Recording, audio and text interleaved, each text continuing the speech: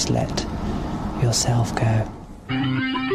Just focus on the palm of your hand. Hypnotherapy is used by over 500,000 people in Britain. Just imagine your eyelids becoming heavy. It's claimed it can make you thinner, Don't smoke. stop you smoking, You just go deep and deep. do almost anything. Accessing the powers of your unconscious mind to increase the size and shape of your breasts. Marvellous. I set out to explore hypnotherapy. I've seen hypnosis in action. But can it really make us do anything? Should I believe what I see? Could it affect our health and behaviour? I've watched people as they set out with huge hopes, putting more trust in it than I could have imagined.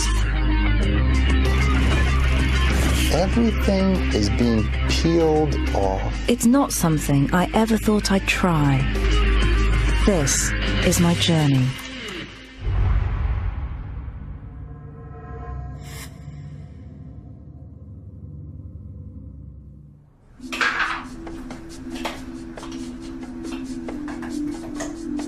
This is me, Kathy Sykes, Professor of Sciences and Society at the University of Bristol.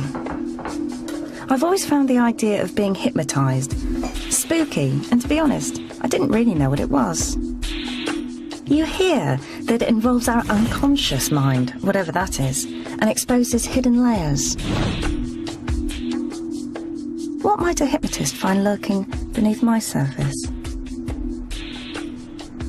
There's the Kathy Sykes that the world sees, and then there's a private Kathy Sykes that many fewer people see. And then there's layers of Kathy that, I gradually get to find out about as I get older. And, I think it's a life's work finding out who you are. And so the whole idea that, somebody might be able to reach parts of you that you can barely reach yourself, you wouldn't want an audience.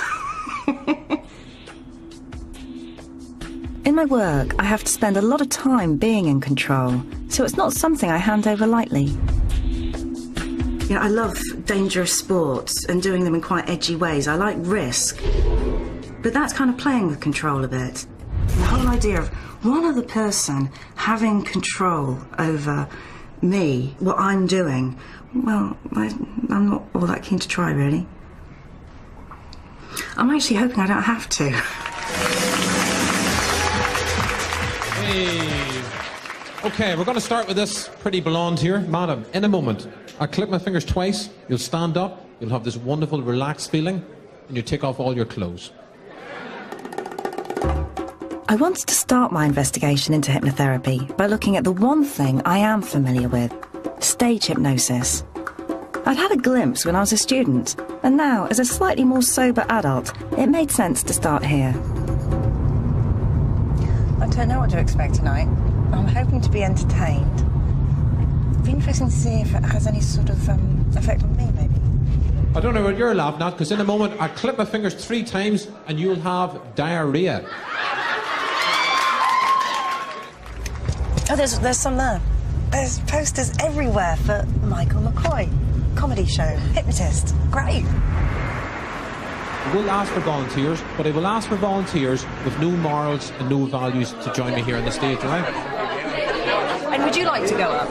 I would and I wouldn't. I don't believe you can be hypnotised. And I firmly believe. Yeah. And you want to get up? And I want to prove to me that someone can take over your mind.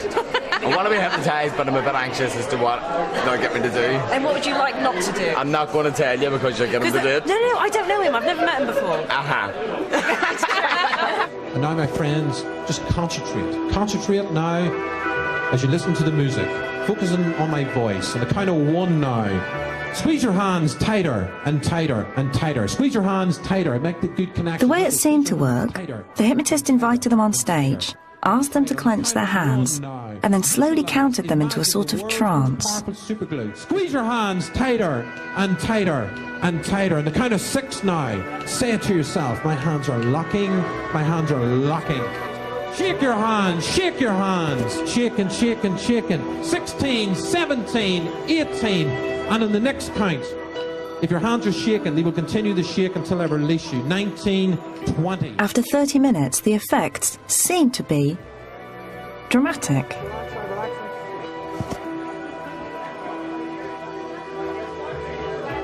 We're going to go by motorbike. 3, 2, 1. Rev up your motorbike with your eyes closed.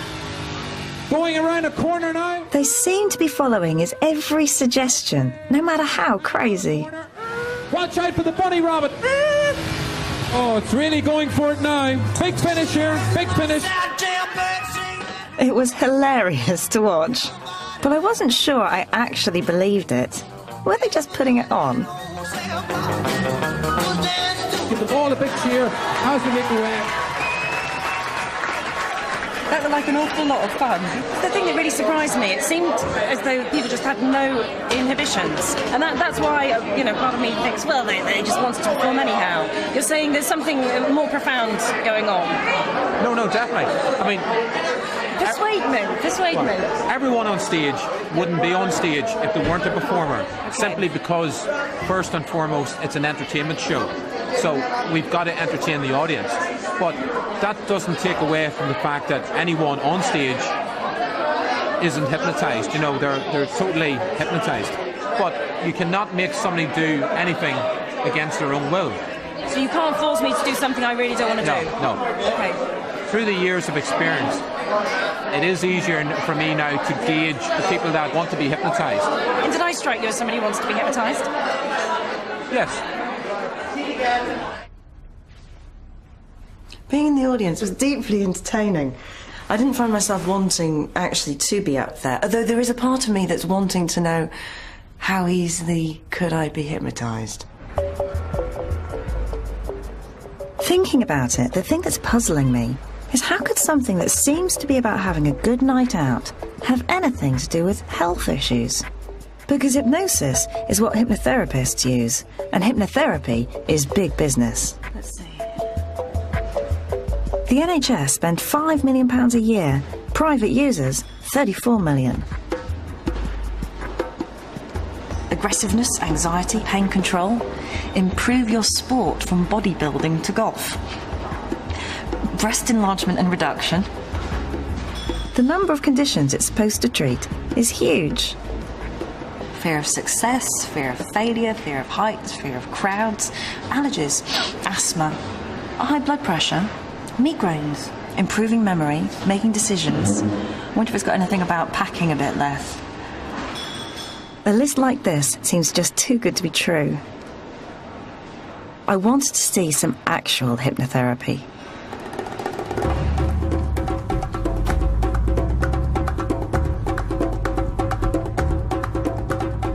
Today's the day that I'm going to stop smoking. I'm going to be hypnotised and hopefully just never want to smoke again. In Birmingham, West Midlands Police Force had just started providing hypnotherapy for the officers. With the national smoking ban just 4 days away, Constable Richard Beaumont was one of the 150 prepared to risk being teased by his colleagues. Everybody said I'm going to be hypnotised and get a shout to go to a job, and I'll end up stripping off naked in the car and squawking like a chicken, that sort of thing. That relaxation and calm flowing from the base of your spine, up over your lower back and upper back and shoulders. That's right. You feel What's happening here is a world away from a stage show. Over your buttocks and thighs, your knees and calves. For the first 30 minutes, the therapist worked on the hypnotic induction, achieving the relaxed, trance-like state. Going down and deeper and further, just like going down 10 steps into relaxation and rest. Then he started to make a series of powerful suggestions. And now I want you to think of what would be the worst outcome of continuing to smoke. Who that would affect, the devastation it would cause. Perhaps you could imagine that person or person stood by your grave, and ask yourself who's responsible. I want you to hold that there for a moment, Richard. Freeze it and then store it away. And then I want you to think of a positive statement that lets you know you don't smoke. And I want you to say that out loud. I don't smoke. Well done. After about an hour, very gently, Richard was brought round. Start to move your fingers and hands and toes and feet. And in your own time, you can open your eyes at 2:45 on the 27th of June 2007. How do you feel? I don't want to fag, Okay. which I did before. Okay. What does that feel like, kind of being able to say that? It's weird.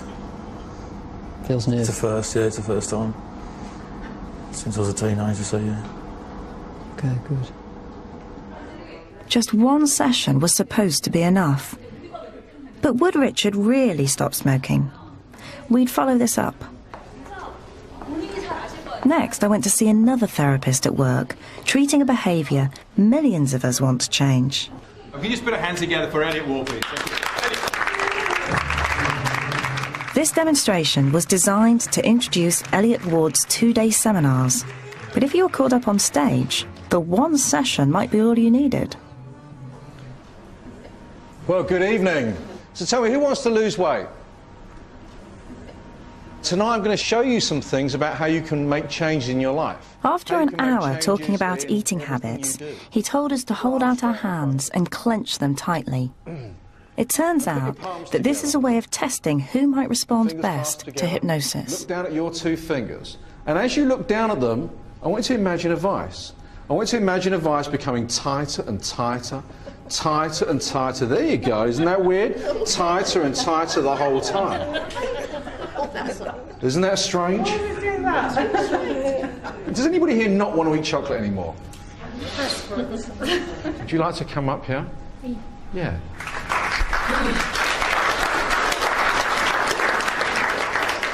Have a seat. Okay. Just give me a hand. Okay. So all I want you to do is just look into my eyes. Just notice the change in focus. That's right. Just imagine. Again, I saw a hypnotic induction to achieve a relaxed, trance-like state. Deep. And then a series of powerful suggestions. Deeper and deeper relaxed. Good. Is there something that you really dislike eating? What is it? Corned beef. Corned beef. Ugh. Horrid. And like, if I was stuffing your mouth full of corned beef now, what would that be like for you? I'd urge. You'd urge. You mean you'd be sick? Yeah. Really heaving? Yeah. I don't know if you've ever been sick and you swallowed it. That's quite unpleasant too, right? So like this chocolate thing that you used to have, I want you to imagine starting to eat some chocolate now. And I want you to start smelling the chocolate and munching it, but as you do, I want you to start mixing it with the corned beef. That's right, each mouthful is like corned beef for you. And as you swallow it down with the corned beef... He encouraged her to make this grisly association over and over again. Sickly. Have some more chocolate, because that used to be nice for you. What's that like now? It tastes of corned beef. Taste of corned beef. And on a scale of 1 to 10, 10 being you really want chocolate and 1 being you don't want it at all, what number does it represent for you? Oh, I don't want it at all. Are you sure you don't want any more? No. Excellent. So just come back and relax. Just open your eyes. Feel all right? Yeah. Excellent. Okay. Good. So on a scale of 1 to 10, 1 being you don't want chocolate at all, what number do you represent now? 1, I don't want it. What, you don't want it at all? I don't want it. You sure? I am sure. Dairy milk. I mean, what's that like? No, I don't even want to smell it. You sure? Do you know, just smelling it, it's sticking out. I can feel it around my mouth. Thank you so much. You okay? Thank you very, very, very much. My pleasure. Can I ask you a couple of questions Yes, about that? It looks so surprising. It looks so amazing. You're kind of thinking, is that really happening? Do you know what? That's what I've always thought. That is exactly what I've always thought. And yes, it was. I just felt so relaxed, and I could hear myself sort of deep breathing, like I would be when I was asleep. But I could hear everything going on. I could feel his touch on my arm. I can't explain it. It's just tranced. It worked. And are you going to eat chocolate again? No. You're sure? I feel positive. Yes, I really do feel positive. And the big telltale will be when I go home. The trance thing is a bit weird. It happened so quickly. That's the thing that's remarkable. But Nicola did seem genuinely affected. So what is this trance thing? Is it some special state of consciousness? Is it even for real? What do scientists make of it? The really weird thing for me, watching all of that, was when the people went into that trance state and they just seemed to go from sitting normally to being in a completely different zone. But the scientists just don't agree about it. Some say it's a special state and others say it isn't. Some say the trance stuff doesn't matter anyway. It's all down to the power of suggestion. Frankly, I don't know what to think.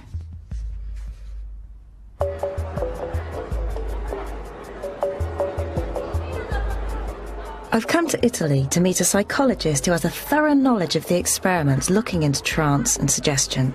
He's been working in a lab in Modena.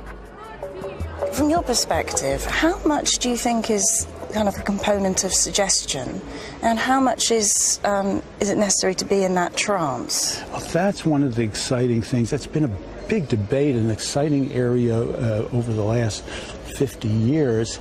And here's what we seem to know about it.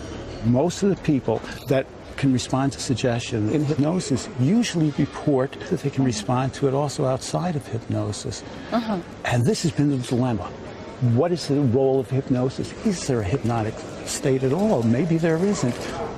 Irving's experience has led him to doubt that trance plays a significant role.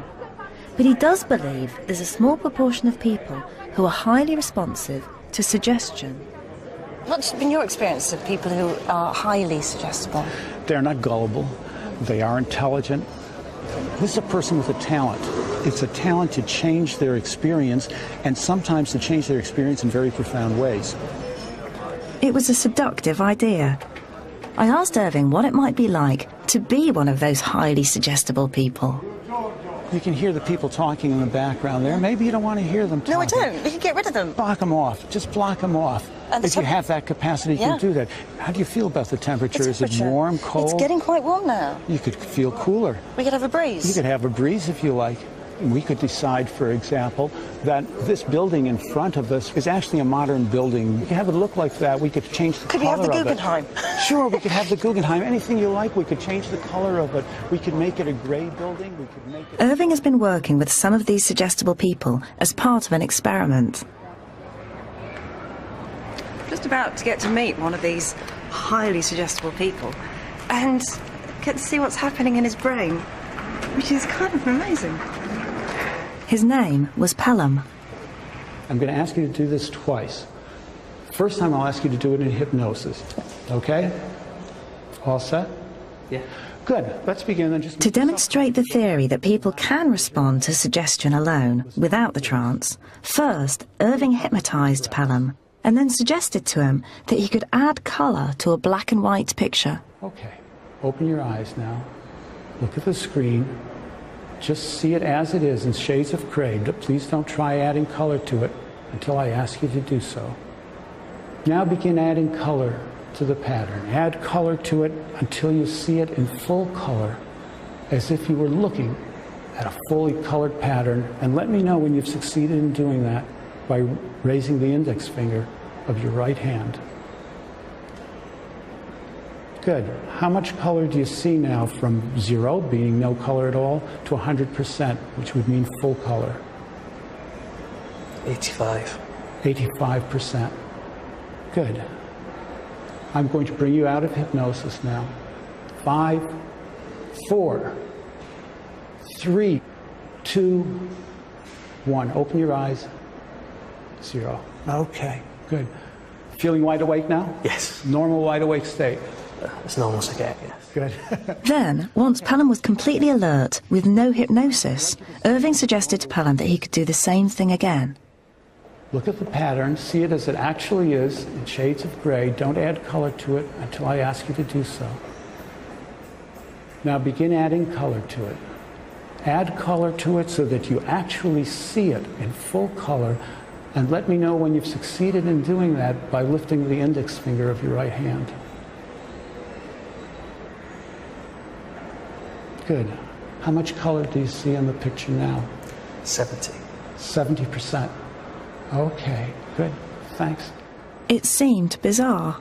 So were the colours like bright? Yeah, most of it was sort of as coloured as I could get it. That one was light yellow, and that one's sort of pink. And does it surprise you The first time it did, definitely, because it was quite easy as well, so something I expected to sort of struggle with. It's forced to happen, but it was just sometimes I actually have to hold myself off and wait to be told to do it, otherwise it'll start happening anyway.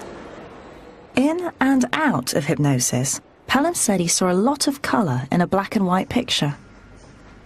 This is consistent with the idea that trance is pretty much irrelevant and you can achieve almost the same results without it. Quite a lot of activity going on, not only in the back of the brain, but also... Irving then wants to see what was happening in the brains of Pelham and those like him, comparing them under hypnosis and then without it.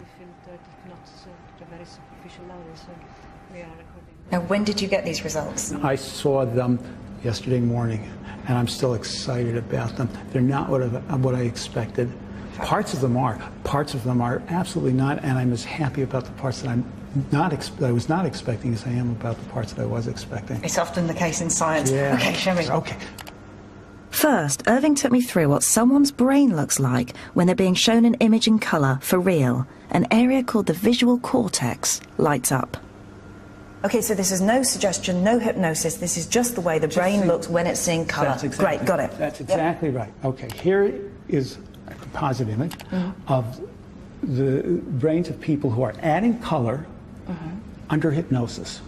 And what you'll see is that there's this area that's lit up, this area of increased activation. Within the same area that we saw before. That's right.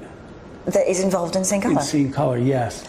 Okay, so this person isn't seeing any colour whatsoever. No. But the area involved experientially is they're not being shown any colour, but the area involved in perceiving colour that's lit up. So, under hypnosis, part of the visual cortex involved in perceiving colour is active. This suggests that Pelham was somehow really seeing colour. Then we looked at the brain responding to suggestion alone. Now here is a composite picture of the brain of the 6 people when they were not hypnotized. They're asked to add color. They're not hypnotized. There's no color area. There's no color area being lit. There's some other things being lit, but not in the parts of the brain that actually respond to seeing color. This did surprise Irving. What was going on in the brain under hypnosis appeared to be different from suggestion alone. Since what they say is so similar under both conditions, I expected it to be what's happening in their brain to be very similar as well. Maybe a little less without hypnosis than with hypnosis, but not the degree of difference that we're getting. That to me is a surprise. I love it. But they reported seeing colour almost the same as when they were hypnotised. Right. Isn't that exciting? That's amazing. And what's going on up here? Why is all the other stuff being Well, that's a good question. One of the possibilities, one of the things that's consistent with, is that here they might be imagining color as opposed to actually seeing it. They're really thinking. They're really thinking. They're having to remember, imagine. That's exactly right. That's what's being suggested. Now, we've only run 6 subjects. We've got to run maybe another 18 subjects, something like that, in order to really be able to say this conclusively. But already what you're looking at, they're meaningful results. Irving still needs to do more tests. But if the results are repeated, it would suggest that although you can achieve almost the same experience using suggestion alone, trance is doing something.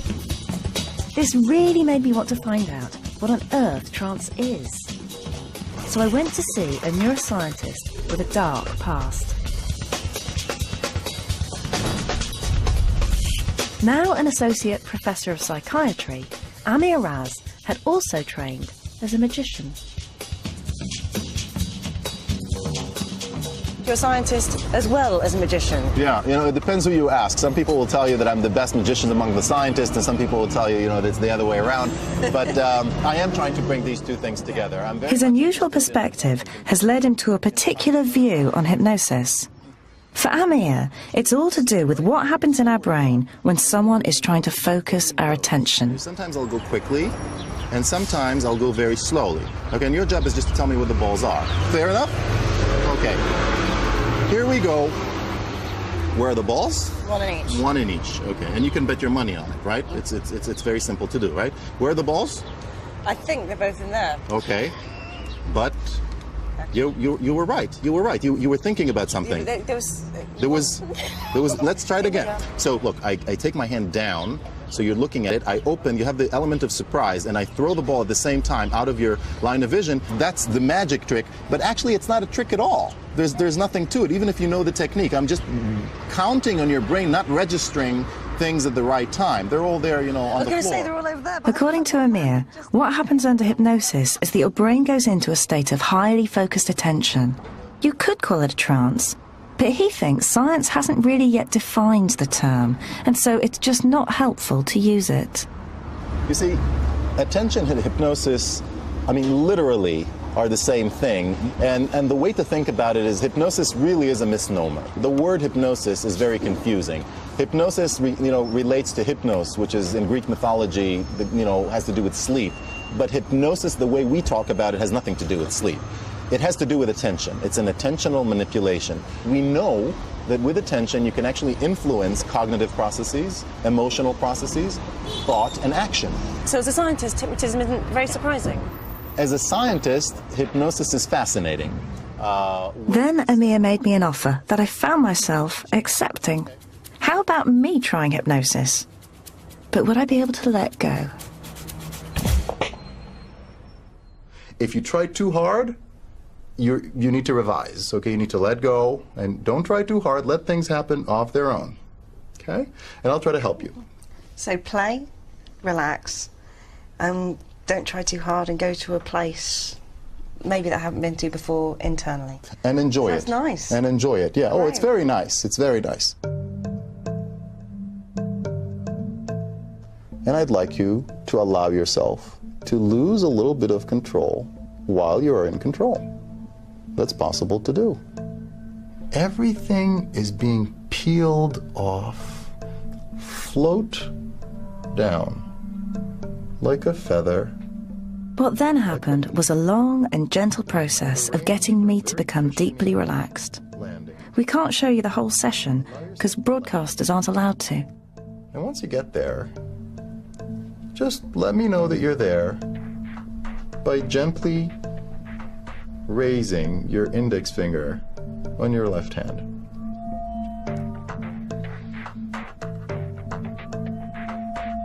Good.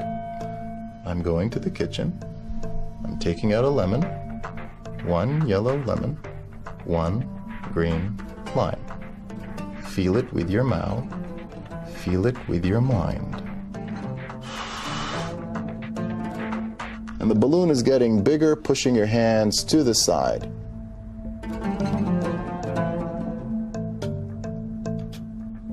The right arm is very, very heavy, and it's like a branch of a tree. It is a very rigid arm.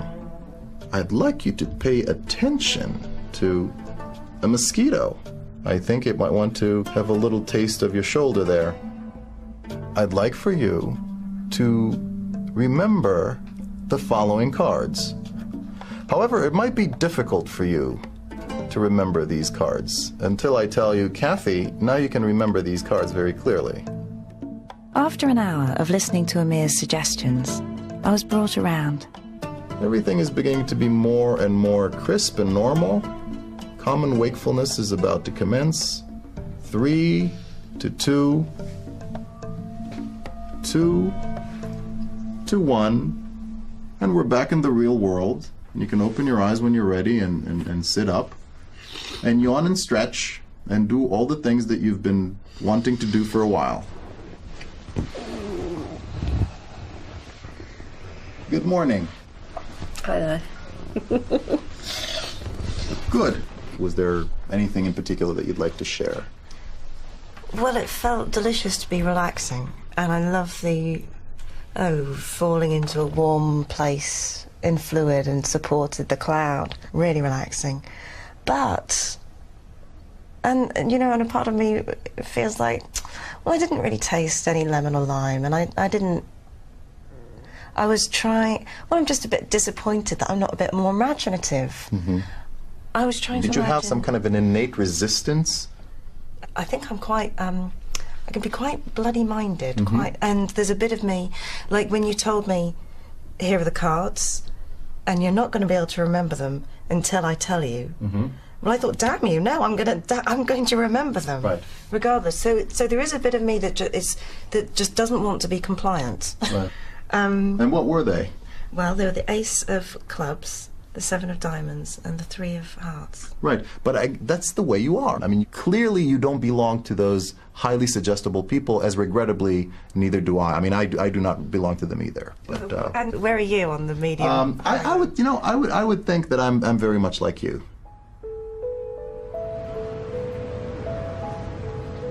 So I'd been hypnotised, or as hypnotised as I could be. But at least I'd learned about what trance might be, and about the power of suggestion. But did any of this mean hypnotherapy can help with real health problems?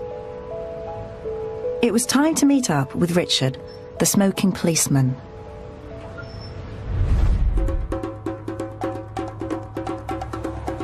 Three months ago, Richard had been a heavy smoker. Could he really have quit? I'm hopeless at giving up anything, really. If I tell myself I have to give up, then I really want to have it. So if I was smoking 30 cigarettes a day, I'd be stuffed. So Richard, after you'd had the session, did you think you would stop? Yeah, I did. Because I completely wanted to stop. I made the mistake of, I think I went out 3 weeks after stopping, after being hypnotised, and that was it for me. That was when I had my first one. But I lasted 3 weeks with that one, not wanting one. The only time I really smoke is when I go out socialising. Good things I don't buy them anymore. So it's cheaper. It's even cheap, I'm saving money. So, 3 months in, and he'd cut down, but he was still smoking. Apparently, most of his colleagues had given up. But what I can't tell is how much of this, if any, was down to being hypnotised. It is really hard trying to work out what bit of this might be working. Because it could have been down to the counselling they received as a part of the package. Or maybe it was just because they were really motivated. What about the case of the chocolate eater? So 4 months ago, Nicola was saying she didn't think she was going to eat chocolate again. But I wonder, 4 months is a long time not to have any chocolate. I would have had some. I couldn't have chosen a better day. Hello again. Nice to see you. Nicola was surrounded by temptation. Very well, thank you. So, Nicola, the $1 million question. Have you had any chocolate? Yes, I have. But it was several weeks down the line, quite a few weeks down the line, and my daughter said, "Oh, Mum, you just must try this." It was something new, and I tried it, and I thought, "Oh no, what a shame!" You know, absolutely. But later on, I thought, nothing's the same. It is not the same. It doesn't give me that lovely feeling. It wasn't lovely. Did you taste corned beef? Did it? I didn't taste corned beef, but it wasn't right. And so it's been your son's birthday today. There's chocolate on the cake. Yep. You could have a bit of cake. Yep. Have a bit of chocolate. It'd be fine. But there's too much on there. I couldn't eat that. I eat so much less than I used to. I can eat it, but I don't want it. And it is a lovely feeling. It's sort of like being in control. Well, Nicola feels really positive, even though she's still eating chocolate. But anyway, her story is just one story. Scientifically, I can't draw general conclusions from this. It's time to see what real evidence there is. When I first started looking at hypnotherapy, I was just gobsmacked by the number of different things that people claimed it could treat. Dealing with guilt, impotence, compulsive lying. It's fabulous. Asthma, warts. So how do you judge what it might be worth using hypnotherapy for? The thing is, if a neighbour or a friend has tried something like hypnotherapy out, you can be so persuaded by them, can't you? You know, if it's worked for them, you think it works, and works for everything maybe, and if it hasn't worked, then you can be put off. But it's just anecdotal. You know, it doesn't amount to clinical evidence. You have to look at lots of people over a period of time in what scientists call trials.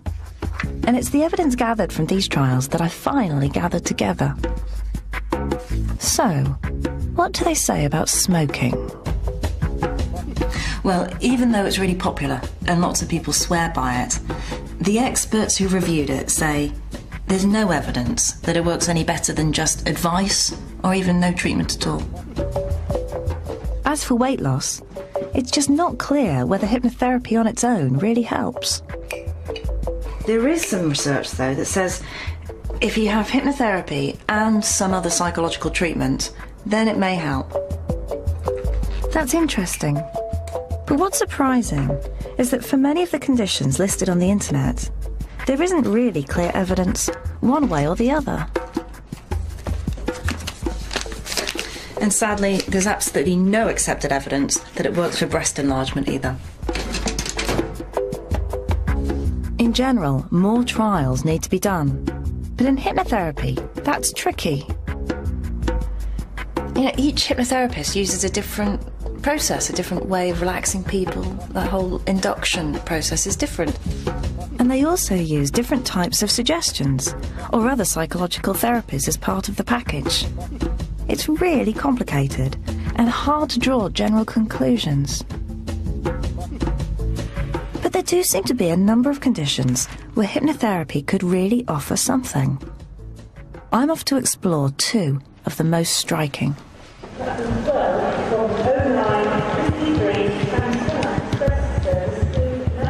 In Manchester, they've pioneered the use of hypnotherapy for irritable bowel syndrome. IBS is a painful social nightmare. Severe stomach cramps, diarrhea, constipation. In an NHS clinic, patients with the most severe form of IBS, who've tried all conventional treatments, are offered hypnotherapy by Professor Peter Warwell. Hi. Peter Warwell. Very nice to meet you. Should we go and have a bite, please? Yes, thanks. Given that IBS involves the gut, I wasn't ready for his choice of lunch. Or maybe a salad? Yeah. What about you? I'll just have a plate of chips. A plate of chips? The chip butty, as they say out here. Is that good for innards? Yes, you need to stay off healthy foods with IBS. Stay off? Oh, they make it worse. About 60% of people are made worse by IBS. Right, so I mean, normally I go right for the fibrous things. If I have IBS, I should be avoiding them. So if I see a patient in the clinic because I'm on a healthy diet, gotcha. You know That's that past you the can. problem. Yeah. 25 years ago, when Peter first looked into hypnotherapy, he was a skeptic.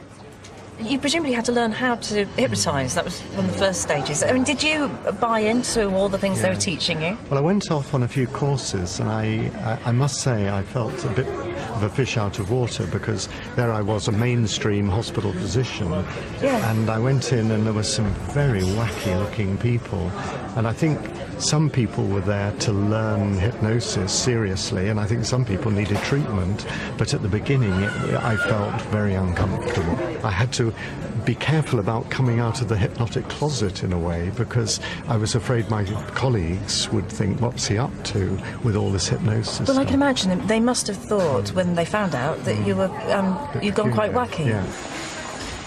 Peter has devised a form of hypnotherapy that encourages his patients to imagine that their gut is healthy, literally thinking the organ back into working order. Okay, so just look at my finger and think about your eye. It's becoming very, very heavy. He offered to demonstrate his technique on a colleague who he'd hypnotised many times before. Deeper, deeper, deeper, and deeper. As you can see, the word deep works very well.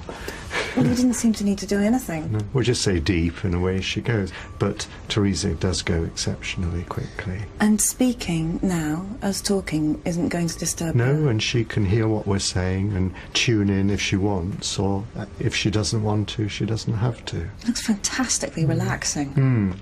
So you put a hand on your tummy and feel a lovely warm feeling in your tummy. Think about that warmth going right through your tummy and reaching every single part of your gut. Every part of your gut is being influenced by that warmth and relaxing. So all spasm is just being taken away from your tummy. and just making you feel absolutely wonderful. And you can just drone on like that, telling them nice things and just...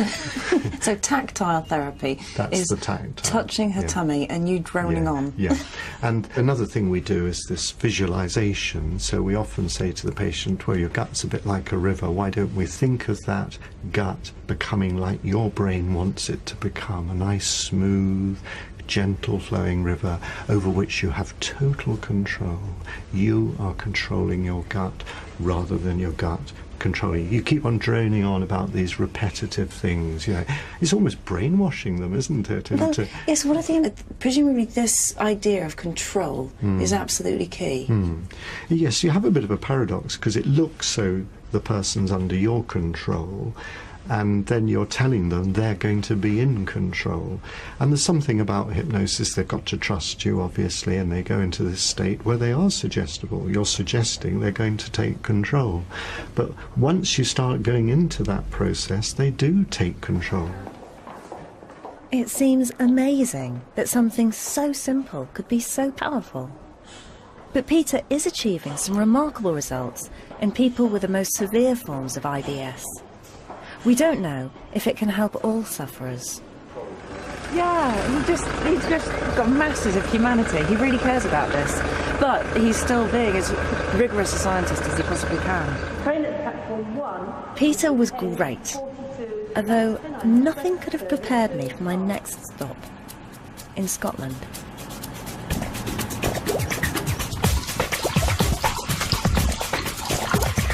I was here to meet a dentist who'd been using hypnotherapy to reduce the pain of treatment.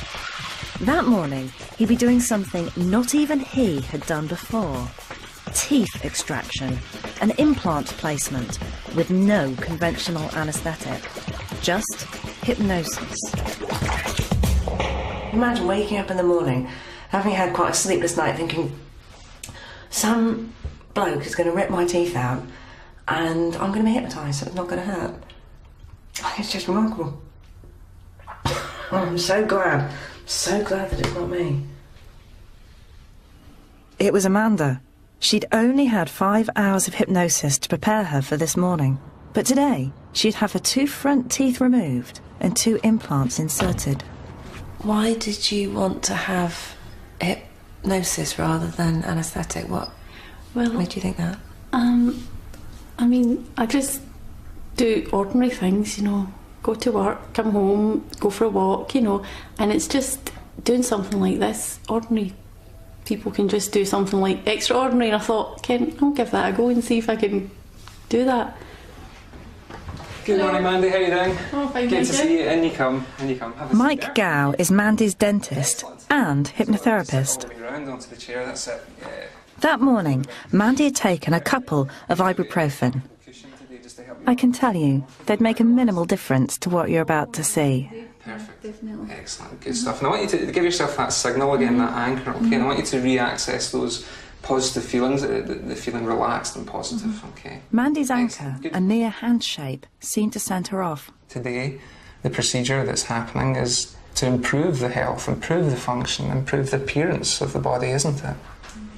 So for that reason, you'd be surprised by how easy you find the procedure today, because... Mike spent about half an hour helping Mandy to focus and suggesting that she shouldn't expect pain. Then, a different sort of hand signal. And suddenly, it all felt very real. Just relaxing deeply into the chair, being tucked in, safe, to be entirely comfortable. One way of learning how to do this is to imagine a comfort dial.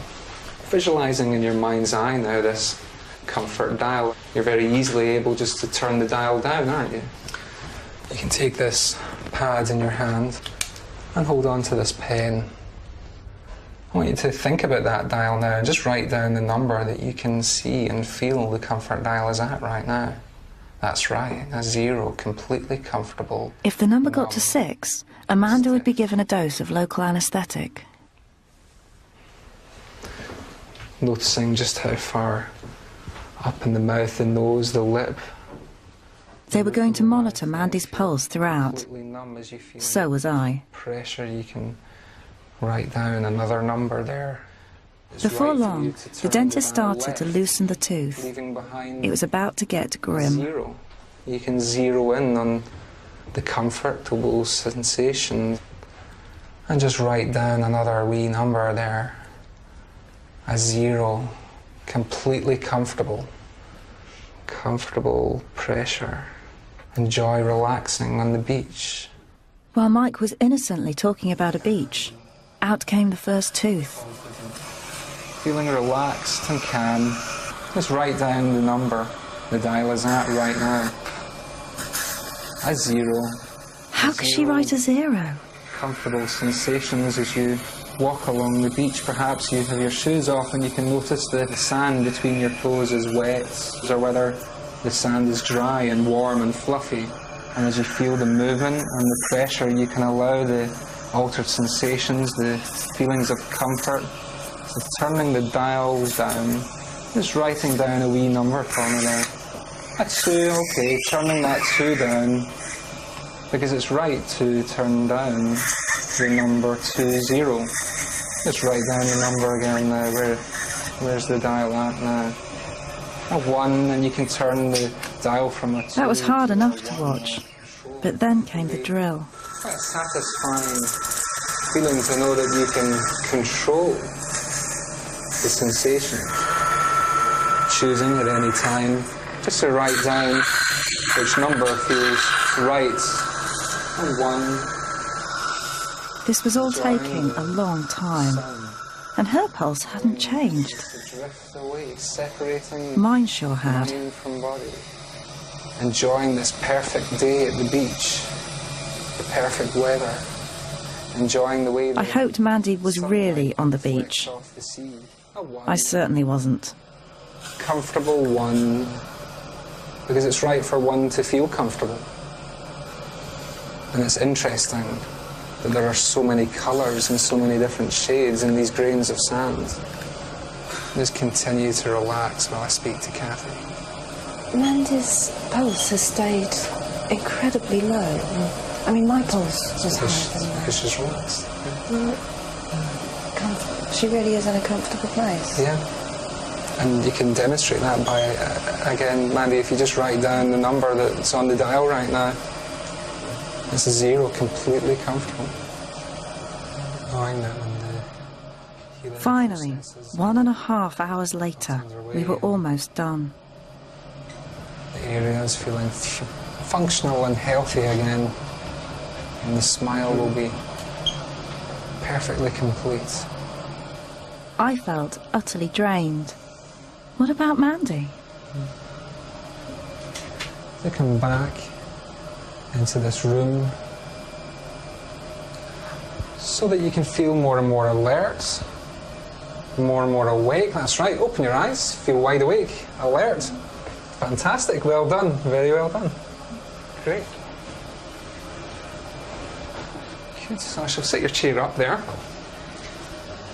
Your pulse is now higher than it's been the whole day. Yeah. What's your pulse now? It's up at 82 now. Loads of people in the room. Yeah, 86. What was the, actually out of interest, what was the highest number? Do you recall? I think it was a 3. I thought my pain would be way up high, do you know what I mean? I was quite surprised that it wasn't as sore as what I expected. And what was the worst thing? Just, I think we must have been getting kind of drilled in. It was just that kind of pressure feeling. Can I see? Yes, you can. Is it kind of messy? No, not at all. And do you remember everything? Aye. And then I mean, you can hear things like going about, but I actually think you'd gone away. That's amazing. And how does that feel now? Good. Yeah? It's deeply impressive. You look like you were in a more comfortable place than I was. Yeah. That was amazing. I couldn't quite believe they were really pulling his teeth out. What was going on? Now, one possibility, and some scientists would say this was the most likely explanation, is that Mandy is experiencing something called the placebo effect. Now, I think this is quite an amazing phenomenon. It says that if you just tell somebody they're going to experience less pain with a particular treatment, even if you give them a dummy pill or a dummy treatment, they actually feel less pain. It's just the act of telling them and their belief that makes it work. Could this explain what was happening with Manby? I went to Montreal to meet someone who might have some answers. Professor Pierre Rainville is a world expert on pain and hypnosis. The first question I wanted to ask was he as amazed as I was? What we're saying is that the words of another person are able to change what's going on in our brain. Of course. And profoundly affect our physiology. Right, yes. But of course, every time we interact, we're changing our brain and... But changing how much pain how much pain this body is in seems... But of course, most of what our body does is not under our willful control. Pierre's work has already shown that hypnosis can reduce pain in almost anyone. But he wanted to know how. 5, 4, 3. He's receiving 48. He's in the process of conducting a major experiment to look at this. Just relax and don't move. What Pierre is trying to find out is this. Is hypnotherapy, when applied for pain relief, analgesia, just the same as the placebo effect? Or is it doing something different? He's receiving 48 degrees. So what are you trying to tell the difference between? What's your... Well, we know that both hypnotic analgesia and placebo analgesia are two real analgesic procedures. Okay, so just believing or being conditioned to believe that something's going to work genuinely affects your experience of pain. Exactly. We know that's the case. And we know with both of these. This also decreases the pain-related responses in the brain. Now the question that we're able to address with this study is whether the mechanisms that are involved in inducing the placebo effect or inducing the hypnotic analgesic effect, whether those mechanisms are exactly the same or whether there are different pathways in the brain that might induce some true analgesic effects. So I will start with the analgesic cream. For the placebo part of the test, people's skin was coated with what they were told was a pain-numbing cream. In fact, it does absolutely nothing. Then, their brains were scanned before and while a painful stimulus was applied. And how much does it hurt? Well, you can try it. Oh, great, okay. You have to try it. I have to. You don't have to, well, but it'd be interesting, yeah. Every student in my lab would go through this before running their own study. Yeah, it's only fun. Though actually, I wimped out of that one. Your legs are feeling heavy and relaxed. To see the effect of hypnosis, the same subject would be hypnotized and given a series of suggestions telling them that they would not feel pain. Again, their brains would be scanned and the painful stimulus applied. 5, 4, 3. So we're telling him when he hears this countdown, his leg will become more and more numb and like if it was anesthetized. We're expecting the subject is going to report less pain in this condition. And in the meantime, you're measuring what's happening in his brain. Right. Did she walk on? An enormous amount of analysis had been done over the last 3 months. Pierre promised to give me a first peek at the findings the next morning.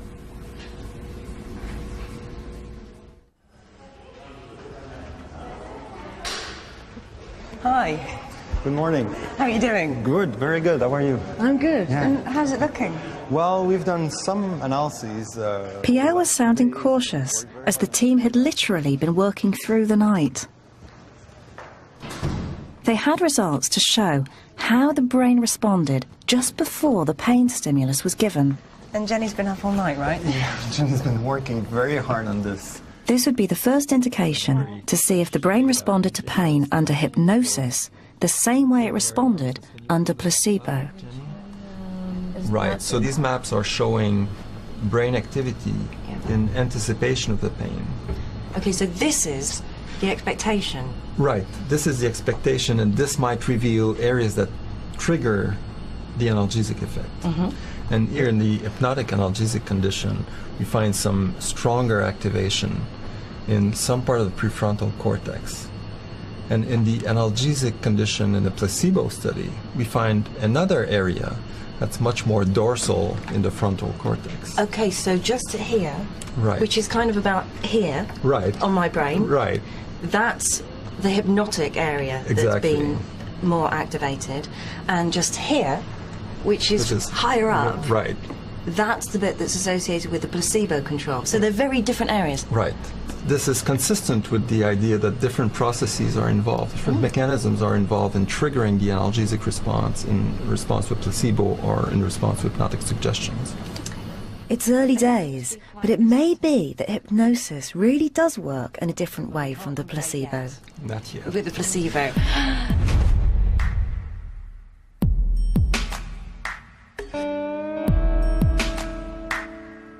I'd come to Montreal after seeing a stunning example of pain control, wanting to know how this could be happening.